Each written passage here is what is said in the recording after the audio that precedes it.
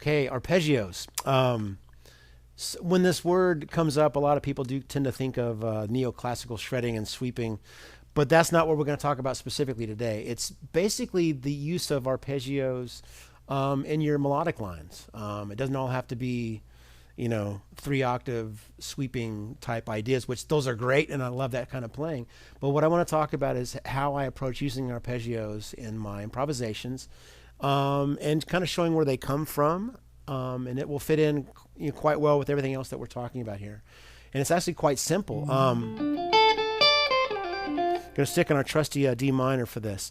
As we pointed out already, in this D minor to B flat chord progression, we've related it to the fact that it's D minor Aeolian. So not unlike your D minor pentatonic, we're just adding 2 notes, the E natural and the B flat.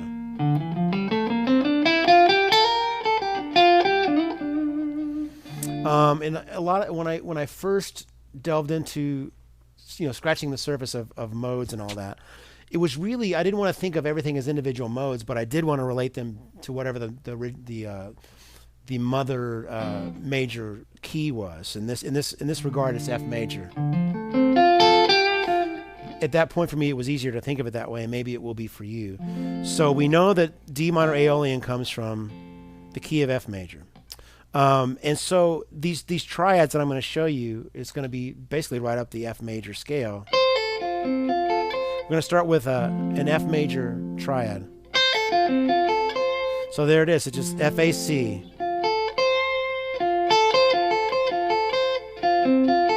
So if you harmonize that scale and move up each scale degree, the second note G is a minor chord, so G minor. So F major, G minor. The third scale degree is harmonized in minor as well. It's A minor. B flat, which is in that chord progression. It's major, C major, and then D minor. Then a B flat diminished. And you're back at F major, okay? So that's a nice little exercise. Again, allowing you to bridge some of your favorite positions together with these arpeggios, all right?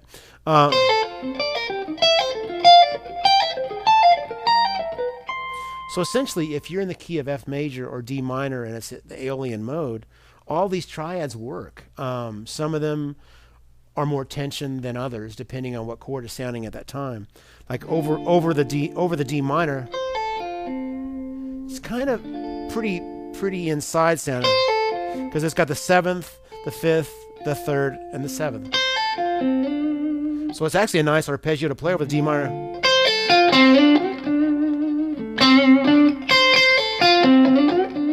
So anywhere you can find an F major triad,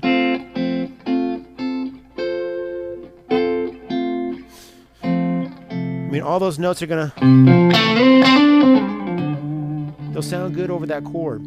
Next is that G minor, and clearly it's a lot of notes not in that chord, so it's definitely not as pleasing, because it does have the tonic, but it's got the B flat, that flat 6th in the 4th scale degree.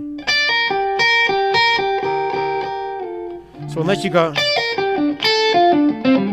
it would want to resolve very quickly. I was sitting last night in the hotel. I'm a big Wes Montgomery fan, so I've been learning some of his tunes and some of his solos.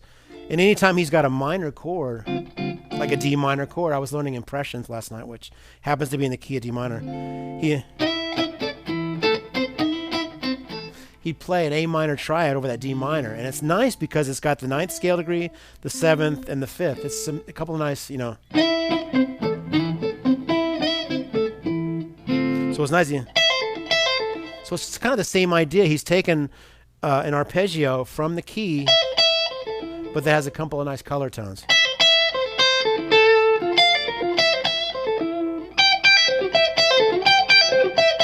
Or you might play a C major triad.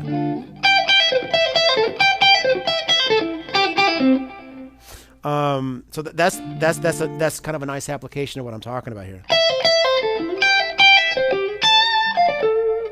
So that could be played over that D minor chord. You've got the D minor triad, which of course is the most obvious, pleasing inside. That's got the chord tone.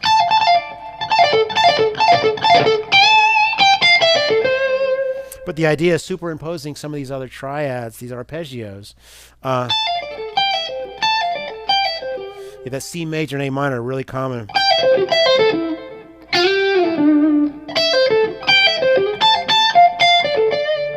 And over that B flat,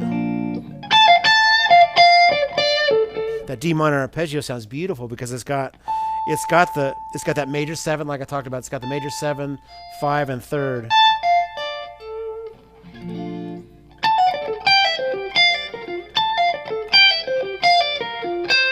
You get down to that B flat major. Of course, that's the home triad for that chord.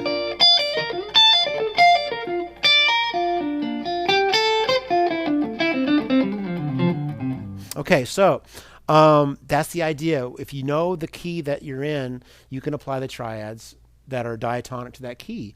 Again, you just got to season the taste. You've got to use your ear to find out what works or what sounds good or what doesn't.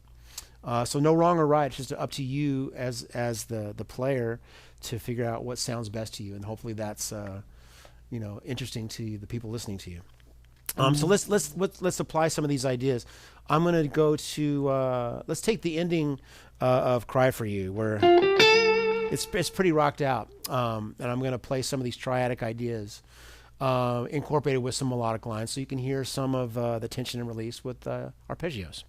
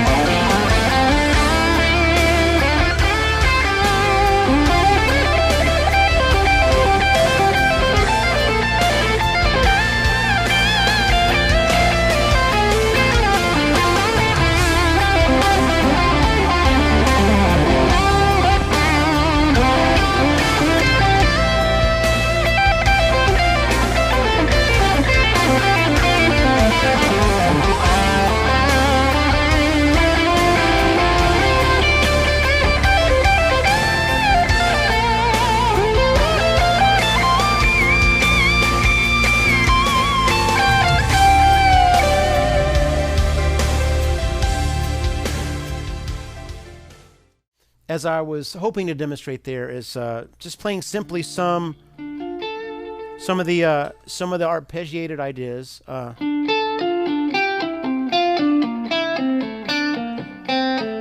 Just straight down the F major scale, but playing the diatonic arpeggios.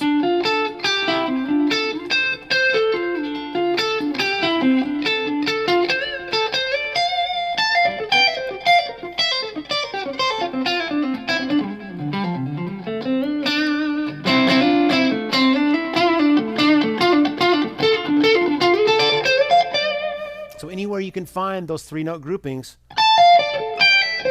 or it's